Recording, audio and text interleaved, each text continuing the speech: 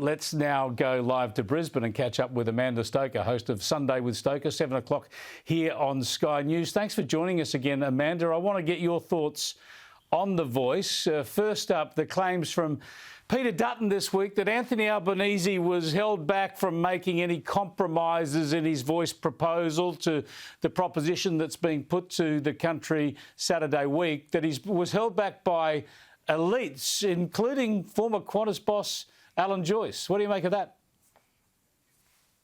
Well, it seems to me that this has been an elite proposal for an awfully long time, when all of corporate Australia lines up behind it, but the people who live in rural and regional and remote communities who see and experience and have the hands-on job of helping with disadvantage don't support it.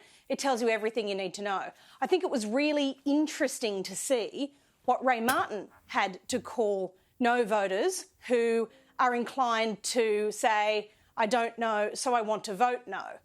I won't repeat one of the names that he wanted to call them. The other one was dinosaur, of course. But what it tells us is really significant, I think.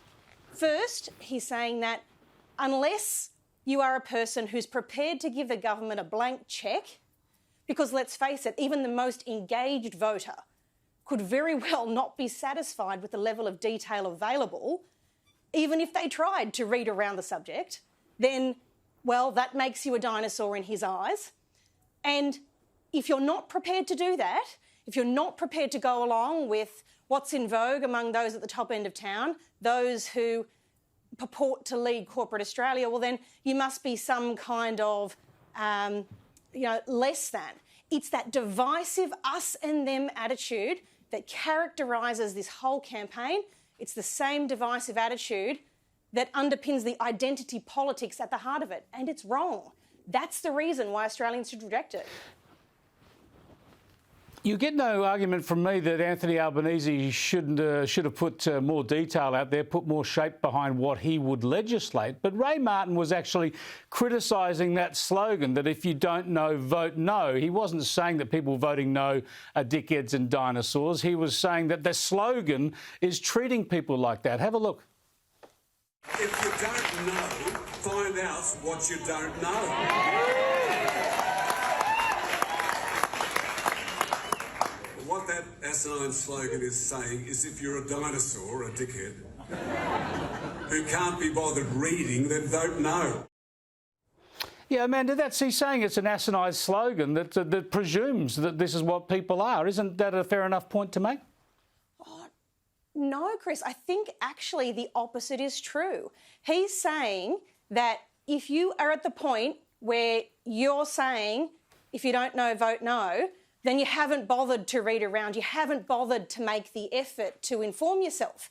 Well, in fact, an engaged, sensible, responsible citizen in this country can very well read around and look around and take an interest and still reach the point where they don't know. Because in its arrogance, in its condescension to the Australian people, the Albanese government has refused to give the detail Australians deserve. We don't know how this thing's going to be selected.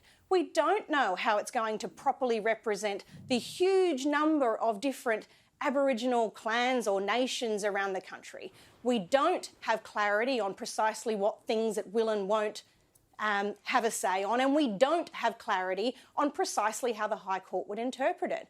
And in the absence of any of that detail, an engaged, informed, reading around, just as Ray Martin would suggest people should do, citizen would very well still reach the point where the answer is, I don't know, I'm going to vote no. And for that, he calls him a dinosaur. I won't get into a debate with you this time. He suggests that the slogan presumes that the slogan insults their intelligence. But I want to give you a chance to make another response.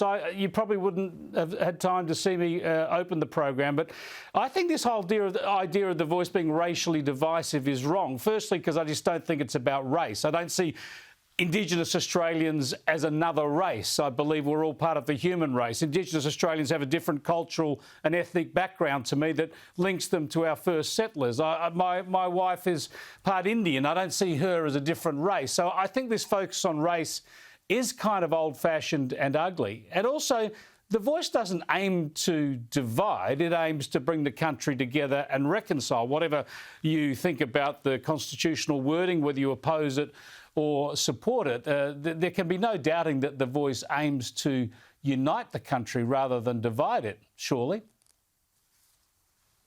Look, I'm happy to assume the good motives and good nature of some of the people who have put this forward. I'm happy to operate on that basis. But the fact remains that this device purports to give some Australians different rights in our democracy and before the law than some other Australians. And I don't know how you can really say that indigeneity is not connected to race, that race isn't what's involved here. I mean, fundamentally, they're not different concepts. The Venn diagram overlaps an awful lot. And so anything that's going to be providing for different groups of people in our society to have different rights before the law and in our democracy than others is fundamentally divisive. We need to have as the grounding principle on which our nation rests that we are one though we are many, that it is our human dignity and the things that we bring to the table that matter, not the colour of our skin, not the culture that we bring with us, not the customs that might have come with us. And fundamentally, the future of this country depends on us taking a together approach. So just briefly, because we're going over time, does this mean we should get rid of native title laws, cultural heritage laws, Indigenous Affairs departments, Indigenous Affairs ministers? I think there's a world of difference between the two things that you described there. One is to say we're going to pay attention to policy in a specific area, and that is the idea that you have, say, an Indigenous Affairs minister. The other is to say we're going to provide all people of a certain racial background different rights in our democracy and before the law. That's a fundamentally different thing. Now, we can have a long discussion about the ways that native title could work a whole lot better for all of Australians, and I think that's a conversation worth having. But fundamentally, they're two different concepts. The idea that you pay attention to people is wildly different to the idea that you should set up different structures in our democracy.